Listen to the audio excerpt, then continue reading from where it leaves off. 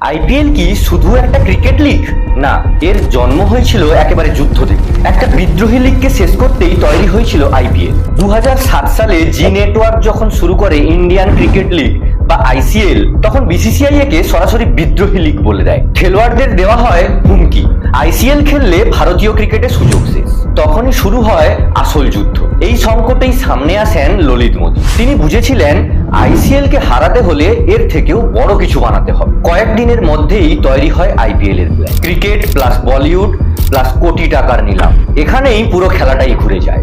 আর জানেন সবচেয়ে শকিং কি? প্রথম আইপিএল এ পাকিস্তানের খেলোয়াড়রাও খেলেছিল। সোহেল তানভীর জিতেছিলেন প্রথম পার্পেল ক্যাপ, কিন্তু 2008 মুম্বাই হামলার পর সবকিছুই একেবারে বদলে যায়। আজ আইপিএল পৃথিবীর সবচেয়ে বড় লিগ, কিন্তু এর জন্ম হয়েছিল একেবারে যুদ্ধ থেকে। আপনার মতে ললিত মোদী না থাকলে আজকের আইপিএল কি সম্ভব হতো? হ্যাঁ বা না কমেন্ট করুন।